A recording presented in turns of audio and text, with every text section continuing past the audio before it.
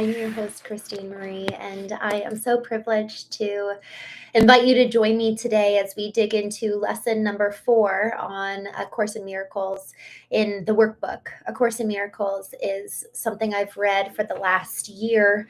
I lost my consistent practice of reading each lesson every single day. And so part of me keeping my word to myself of digging into this on a daily basis is by going live. So I am so happy for you joining, and I hope that this is encouraging for you. I'm reading it for myself, and hopefully this is encouraging for someone.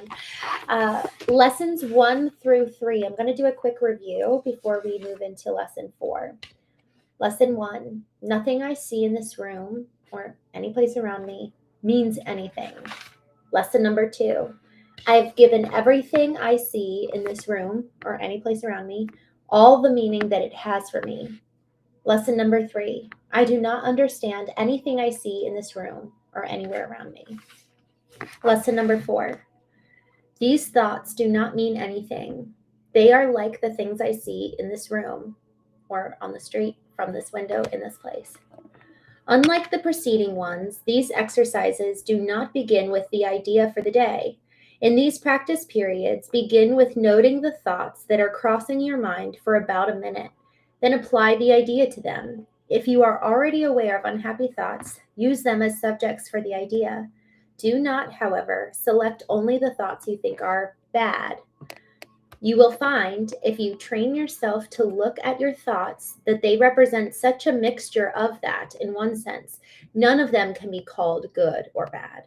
This is why they do not mean anything. In selecting the subjects for the application of today's idea, the usual specificity is required. Do not be afraid to use good thoughts as well as the bad. None of them represents your real thoughts, which are being covered up by them. The good ones are but shadows of what lies beyond, and shadows make sight difficult. The bad ones are blocks to sight, and making them impossible to see. You do not want either. This is a major exercise and will be repeated from time to time in somewhat different form. The aim here is to train you in the first steps toward the goal of separating the meaningless from the meaningful. It is a first attempt in the long-range purpose of learning to see the meaningless as outside you and the meaningful within. It is also the beginning of training your mind to recognize what is the same and what is different.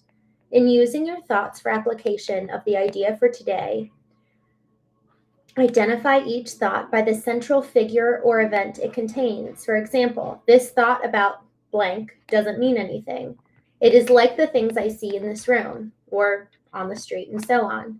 You can also use the idea for a particular thought that you recognize as harmful. This practice is useful, but it is not a substitute for the more random procedures to be followed for the exercise. Do not, however, examine your mind for more than a minute or so. You are too inexperienced as yet to avoid a tendency to become pointlessly preoccupied. Further, since these exercises are the first of their kind, you may find the suspension of judgment in connection with thoughts particularly difficult. Do not repeat these exercises more than 3 or 4 times a day. We will return to them later. Y'all, this lesson is so incredibly important.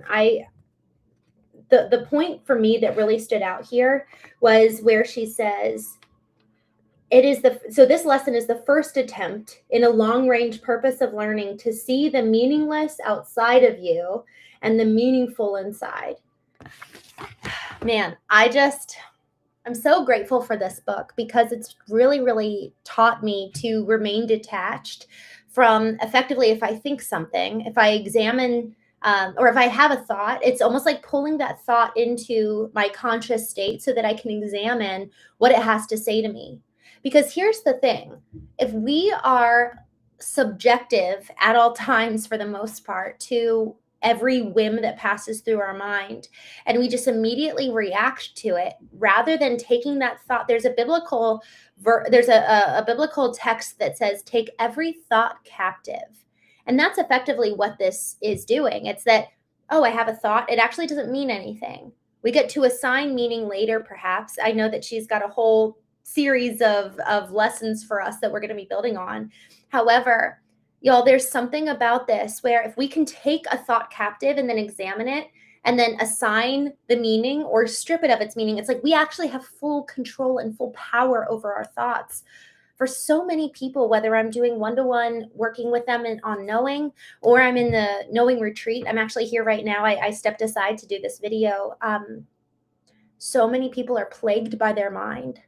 And so many people are in submission to their mind. They actually don't have power over it. And they can't say yes or no to whatever thought comes their way. It's like if they think it, then it must be true. Rather than recognizing that we're going to have a thought and we get to take captivity over it. And we get to decide whether it holds meaning or not. And there's just something around, let me go back to what she says here. It is the first attempt in the long-range purpose of learning to see the meaningless as outside you and the meaningful within. Man, don't we place so much meaning on the external? You know, we place so much meaning on our jobs. We place so much meaning on how people think about us. We place so much meaning on our house or our stuff. Or, I mean, we just celebrated Christmas and the holidays. Like, what did I get? What's a new possession that I own? Rather than placing the meaning within us and recognizing there's just this whole treasure trove of wealth within me and within somebody else. But if we're not taking the time to actually go within and even do this exercise of taking each thought and examining it, it's going to be really hard for us to actually be able to see the true value and worth in somebody else. Because if we don't know how to go within us first and chiefly, it's going to be that much harder to do that for someone else. So I'm already learning a lot from this lesson number 4. One thing that I will say is that we're highly encouraged to think about this lesson multiple times throughout the day. So for me, it's 12:04 p.m. I'm on the East Coast. And for you, if it's earlier in the day or even later in the day, what I'll do is I'll actually take this lesson and make it an alarm for me and set my alarm every hour or two and just have it go off just as a reminder. Oh yeah, take every thought captive. So this lesson is these thoughts do not mean anything. So that's really what we're supposed to kind of take home with us. So for example, this thought about whatever it is that we're thinking about does not mean anything. So that's kind of our lesson for today. You know, that's our focus. That's really what it is to practice. Like what I appreciate about A Course in Miracles is that it's not just talking about the principle. It's putting the principle and turning it into a practice, because it's so easy to just talk about things rather than truly apply it. So I'm going to, once I stop this show, once I hop off, I'm going to go ahead and set my alarm for that of this thought about, and I'm going to put the blank in there. This thought doesn't mean anything, because y'all, it is so easy. Just over the holidays when I was with my family, you know, I had a lot of thoughts and some of them weren't good and some of them were painful. Some of them were maybe hurtful thoughts. You know, I wonder if they don't like me. I wonder if they're thinking this about me. That thought doesn't mean anything. It's not based on the truth. I don't know if that's real. And the more we're actually able to separate our true selves and our worth and our identity from our thoughts, the more we can be curious about them, take them into consideration. And there's something around, you know, in addition to taking every thought captive, we almost go into the judge and jury with that thought. And we have our spiritual intelligence, intellectual intelligence, emotional intelligence, physical intelligence in the jury box. We take the thought and say, do we want to dwell on this? Do we want to lean into this thought? Do we want to give it oxygen? Do we want to pour gas on the fire of this thought? And then after we kind of go through the process of analyzation, it's like, no, I actually choose not to think that. And that is so powerful. I have found this to be so incredibly helpful with every relationship in my life, for the most part, of I have a thought and it's like, oh, no, that I know that that's not true. I'm not even going to entertain it. You have to go away. And then moving forward. And Derman, I just saw you say here in the chat, I'm live on a couple different places, but you just said that's wrong. Never overthink. Yeah. Like we're not supposed to ever overthink things. So we get to choose, take this thought. No, I don't choose to think about it. It's gone. It's done, And we were even last night at the knowing retreat, someone started sharing something that they were thinking about, and we were identifying that we actually have the power to say, oh, no, and kind of like just give it's meaningless. It doesn't mean anything. And isn't that lesson number 4? This thought about X or Y does not mean anything. It holds no power over me. And so Joe Dispenza, among many other people, say, where you place your attention is where you place your energy. So if we're fixating on a thought, we're actually giving our attention and thus our energy to something, and it will build and compound in our minds and become much bigger than the initial thought. So every little thought, we just get to take it, analyze it, and say, oh, no. Or maybe yes, maybe it's actually something that's really, really life-giving. Maybe it's a thought that's creative. Maybe it's something that's going to bring a big blessing. Maybe it's going to change the way that we do our business. Or maybe it's actually the very opposite. So the goal is that we're bringing our thoughts into our awareness. So we become aware of what we're thinking, and then we get to decide no or yes.